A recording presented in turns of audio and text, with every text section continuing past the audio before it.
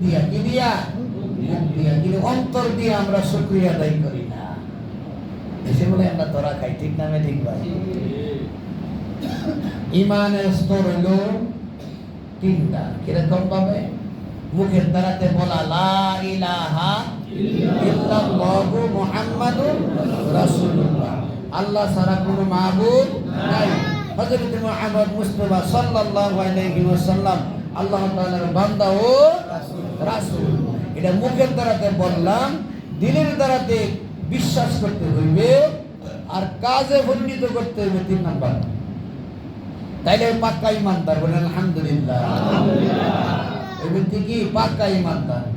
বর্তমান যুগের ইমান কচু পাতার মধ্যে পানি রাখলে যেরকম জলদরে হরিয়া যায়, এরকম আমাদের ইমান জলদরে হরিয়া যায়।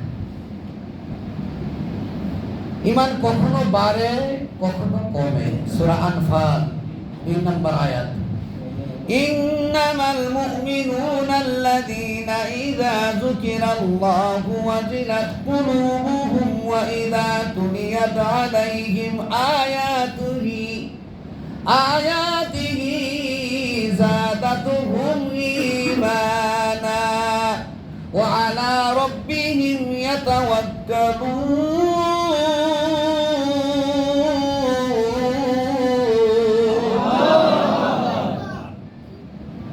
একটা করে অক্ষর শুনবেন 10টা করে নেকি পাবেন। বলেন সুবহানাল্লাহ। একটা করে অক্ষর শুনবেন 10টা করে নেকি পাবেন। এই আয়াতের মধ্যে বলছে, যখন মানুষে কোরআন শরীফের আয়াত শুনে, শোনার পরেই তখন তাদের ঈমান বেড়ে যায়। বলেন সুবহানাল্লাহ। এই যে আল্লাহু আকবার বলেন না, এই শুনে আপনাদের ঈমান বেড়ে যায়। বলেন সুবহানাল্লাহ। আর যখন কোরআন শরীফ তেলাওয়াত শুনেন, তখন তারা আল্লাহ পাক রব্বুল আলামিনের তাআক্কুল করে। বলেন সুবহানাল্লাহ। এইজন্য একবার সুবহানাল্লাহ পাঠ করবেন, লক্ষ্য করে শুনেন। সুবহানাল্লাহ একবার পাঠ করবেন, লাভটা কি পাইলেন? আকাশ থেকে মাটি পর্যন্ত স্বর্ণ দিয়া ভরপুর করিয়া আল্লাহর রাস্তায় খরচ করলে যে নেকি পাওয়া যায়, সেই নেকি তার আমলনামায় লেখা হয়ে যায়। যাচ্ছে নাকি? আর যদি আপনি একেবারে বলেন তাসবিহটা সুবহানাল্লাহ আলহামদুলিল্লাহ ওয়া লা ইলাহা ইল্লাল্লাহ ওয়াল্লাহু আকবার, যেহেতু আজকে পড়বেন তাফসীর পড়বেন না আপনারা, তসবিহ করবেন। এই কিছু বলতেছি, সুবহানাল্লাহ আলহামদুলিল্লাহ ওয়া লা ইলাহা ইল্লাল্লাহ ওয়াল্লাহু আকবার। যদি এই তাসবিহ যদি কোনো ব্যক্তি পড়ে, গাছের পাতা যেরকম ভাবে গাছের পাতা যেরকম ভাবে জলদরাইয়া পড়িয়া যায়, এরকম তার পিছনের গুণাগুণ জোরে বলে বলে গাছে দেখি। এই জন্য আমরা কি করবো? শুনো না, এত বড় না তো, শুনুন শুনুন। হ্যাঁ, যদি সুবহানাল্লাহ আলহামদুলিল্লাহ ওয়া লা ইলাহা ইল্লাল্লাহ ওয়াল্লাহু আকবার। আর বুখারী শরীফের শেষ হাদিস, কোরআন শরীফের পরে স্থান করে বুখারী শরীফ, এই বুখারী শরীফের শেষ হাদিস, সুবহানাল্লাহি ওয়া বিহামদিহি সুবহানাল্লাহিল আযীম, সুবহানাল্লাহি ওয়া বিহামদিহি সুবহানাল্লাহিল আযীম। যদি কোনো ব্যক্তি এই তাসবিহটা পাঠ করে, সমুদ্রের মধ্যে ফেনা উঠে না, ফেনা, এই ফেনার চাইতে বেশি গুনাহ করে আল্লাহ তাআলা মাফ করে দেন। শুনুন না ভাই, শুনুন না, যাবেন সুবহানাল্লাহি ওয়া বিহামদিহি সুবহানাল্লাহিল আযীম। বুঝাচ্ছে নাকি? তাহলে যেবাদ পর্যন্ত আমরা মসজিদে বসে থাকবো, এবাদ পর্যন্ত নামাজ পড়েন আর না পড়েন, আপনার আমল নামার মধ্যে নামাজের সব লেখা হইতেই থাকবে। বলেন সুবহানাল্লাহ। যাচ্ছে নাকি? যারা পাপী বান্দা তারা কি জান্নাতে যেতে পারবে? নিষ্পাপ বান্দারা জান্নাতে যায়। এটা আল্লাহর ঘর মসজিদ। কি আল্লাহর ঘর? মসজিদ। তাহলে এটা হলো জান্নাতের বাগান। বলেন সুবহানাল্লাহ। এই মসজিদের ভিতরে ঢুকছেন, কোন ব্যক্তির গুনাহ নাই। সুবহানাল্লাহ। কোন কোনো ব্যক্তির গুনাহ নাই, যত গুনাহ করছেন না কেন এই মসজিদে ঢুকছেন গুনাহ নাই। কি লিখে জানেন? বলতে পারেন হুজুর গুনাহ কি হইলো, গুনাহ এভাবে চলে গেল নাকি? না, গুনাহ নিয়া আমার আপনার গুনাহ নিয়া ফেরেশতারা গেটের সামনে দাঁড়িয়ে গেছে। তখন ইন্না শাইতানা লাকুম আদুউম মুবিন।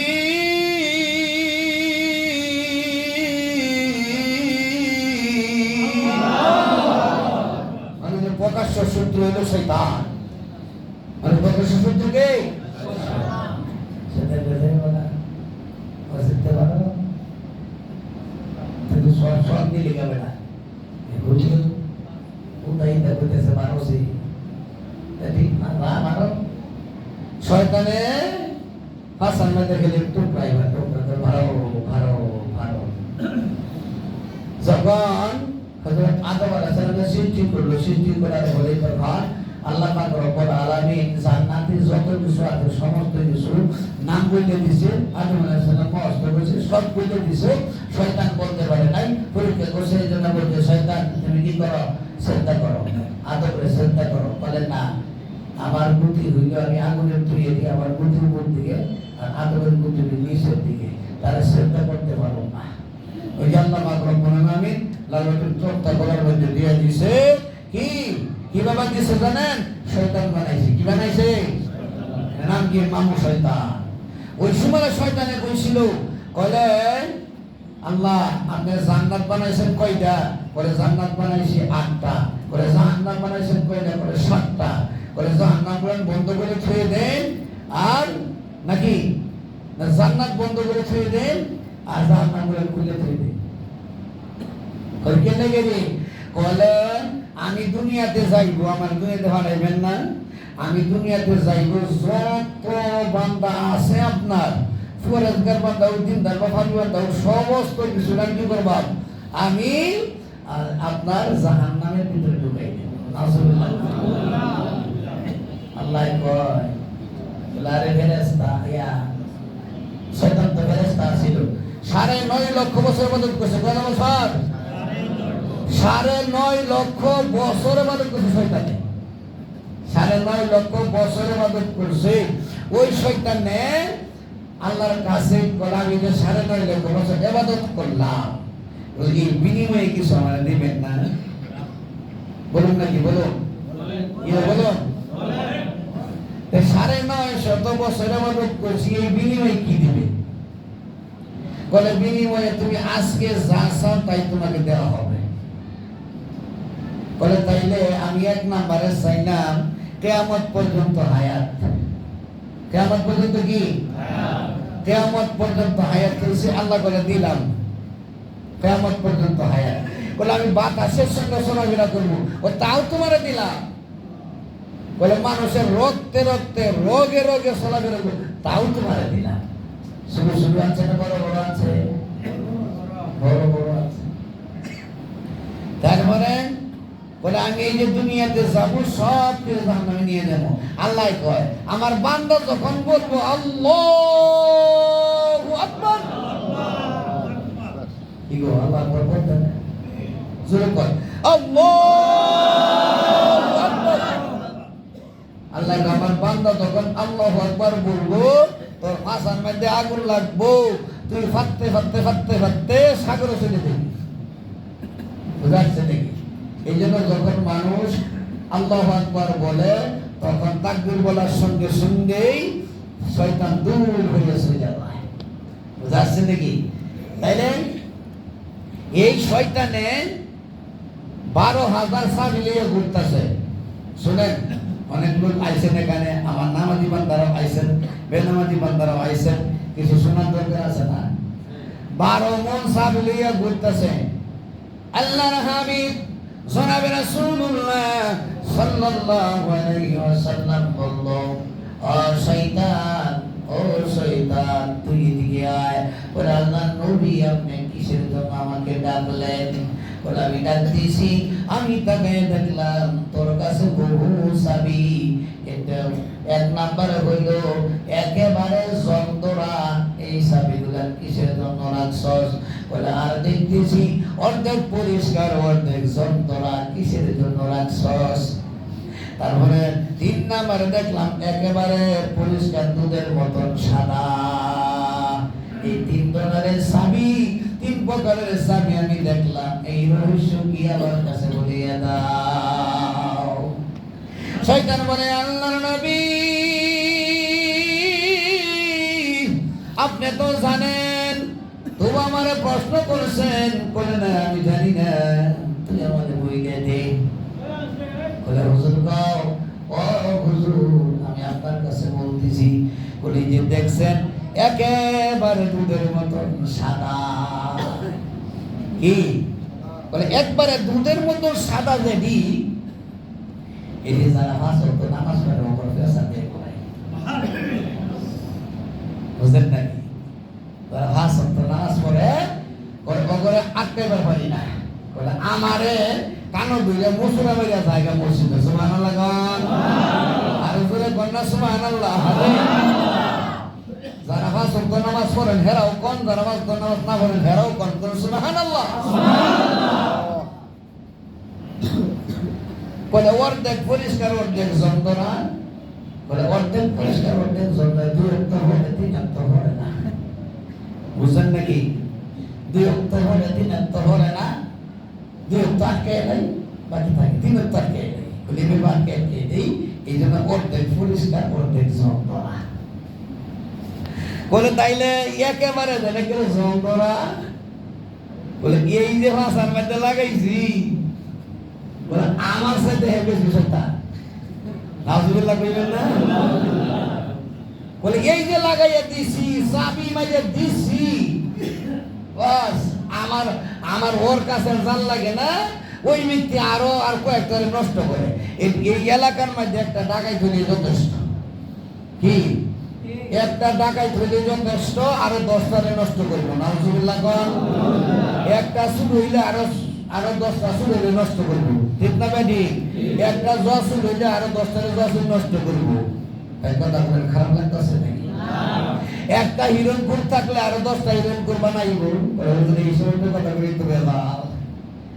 একটা মদখোর থাকলে আরো 10টা মদখোর বানাইবো। বুঝছেন নাকি? আর একটা গাঁজা খাইলে ভান্দা বাড়ে, সিদ্ধি খাইলে বুদ্ধি বাড়ে। কি বলে? গাঁজা খাইলে ভান্দা বাড়ে, সিদ্ধি খাইলে বুদ্ধি বাড়ে। বাড়ির মধ্যে এই গাঁজা মদ খাইয়া ইয়া তার স্ত্রীরে কত আমার মালা গো। নাউজুবিল্লাহ কোন? এই মাগরাতে প্রমাণ আছে, দেখে আমরা করে করি না। আগে কত প্রয়োজন নাই। চাচা কাছে কইলে বলে আমরা কথা কই। তার মানে কাভা। নাউজুবিল্লাহ কোন? নাউজুবিল্লাহ। বলে মদ খায়া শুয়া থাকি, শীতানে পুষ্কুনি দেখি, বাজার দেখি তাল গাছের গাই গমনা বাই। বাজার দেখি তাল গাছের গাই, মদ খায়া গুড়ি ফিরি, পুলিশ দেখা ময়না করি। মদের নিশা হইলাম উতালা গমনা বাই। মদের নিশা হইলাম উতালা।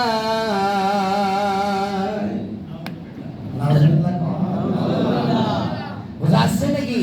এই জন্য আল্লাহ পাক রব্বুল আলামিন আমাদেরকে মদ খুন, হিরণ খুন, গাঞ্জা খুন, ইয়াবা খুন থেকে আমাদেরকে সকলকে বাঁচাক। বলেন আমিন। আবার বলি আমিন। বলতে চাইছিলাম জান্নাতের মধ্যে কি পানি বাঁধা থাকতে পারে? না। তাহলে আমরা এখানে নিষ্পাপ। ফেরেশতারা গুনাহ নিয়ে দাঁড়াই রইছে। যখন আল্লাহর কাছে বলে আল্লাহ আমি তো এর গুনাহ সহ্য করতে পারতাছি না, কি করব? বলে ভিক্ষা দাও। সুবহানাল্লাহ। যদি ভিক্ষা দেয় তাহলে নিষ্পাপ। বুঝাচ্ছে নাকি? এই জন্য মসজিদে আবাদ করা বেশি বেশি, মসজিদে আবাদ করা বেশি বেশি, মসজিদে অবস্থান করা লাভ বেশি। লোকসান নাই, ক্ষতি আছে নাকি ভাই? মসজিদে অবস্থান করা লাভ বেশি, ক্ষতি নাই ভাই, ক্ষতি নাই। আমরা তো মনে করি ক্ষতি। আরে না রে ভাই, যেমন পর্যন্ত মসজিদে বসে থাকবেন এবার পর্যন্ত আপনার আমার নামের মধ্যে নামাজের নেকি লেখা হইতেই থাকবেন, আমাদের নেকি লেখা দিবি। সুবহানাল্লাহ। নবীর সুন্নাত আমরা আদায় করব। নবীর সুন্নাত, নবী করিম সাল্লাল্লাহু আলাইহি ওয়াসাল্লাম সুন্নাত আদায় করত। একটা সুন্নাত আদায় করলে হুজুর আকরাম সাল্লাল্লাহু আলাইহি ওয়াসাল্লাম যুদ্ধের মধ্যে গিয়ে 100 কল্লা কাছে, সেই 100 কল্লা কাটার সব তার আমার নামে লেখা হয়ে বলেন সুবহানাল্লাহ। নবী করিম সাল্লাল্লাহু আলাইহি ওয়াসাল্লাম বলেন, তারাকতু ফীকুম আমরাইন লান তাদিল্লু তামাসসাকতুম বিহিমা কিতাবাল্লাহি ওয়া সুন্নাতা রাসূলিহি আও কামা ক্বালা রাসূলুল্লাহি সাল্লাল্লাহু আলাইহি ওয়াসাল্লাম। আল্লাহর হাবিব বলেন, আমি চিরকাল দুনিয়ার মধ্যে থাকবো না, দুইটা জিনিস তোমাদের জন্য আমি রেখে গেলাম। এক নম্বরে আল্লাহর কোরআন, বলেন সুবহানাল্লাহ, আর দুই নম্বরে নবীর সুন্নাহ। পাকড়াও করে ধরতে পারলে কখনো গুমরাহ হবে না। তিন চার জিনিসের দিকে তাকাই থাকবেন, নেকি হইতেই থাকবে, নেকি হইতেই থাকবে, বলেন সুবহানাল্লাহ। এক নম্বর আল্লাহর কোরআন, বলেন সুবহানাল্লাহ। পড়তে পারেন আর না পারেন, কোরআন শরীফের দিকে তাকাই থাকবেন, নেকি হইতেই থাকবে, বলেন সুবহানাল্লাহ। দুই নম্বর মাতা পিতার চেহারার দিকে তাকাই থাকবেন, সদ্গা জারিয়া সব পাইবেন, নেকি হইতেই থাকবে, নেকি হইতেই থাকবে। আল্লাহু আকবার, আল্লাহু আকবার। এই জন্য ভাই, আর তিন নম্বরে আলিমুলাদের চেহারার দিকে তাকাই থাকবেন, নেকি হইতেই থাকবে, বলেন সুবহানাল্লাহ। একজন সাহাবা জিজ্ঞেস করলো, হুজুর, আমি যদি আমার মাতা পিতার চেহারার দিকে যদি 100 বার তাকাই করে 100 পুরো সত্তর আমার নামে লেখা হয়ে যাবে। 100 কবুল হজর সব আমার নামের মধ্যে লেখা হয়ে যাবে। যাদের মাতা আছে, পিতা আছে, দাঁত থাকতে দাঁতের মর্ম বুঝে, দাঁত নাই যান এর মর্ম বুঝে। আল্লাহু আকবার, আল্লাহ। এজন্য নেক নজরে মাতা পিতার দিকে তাকিয়ে থাকবেন। আল্লাহু আকবার।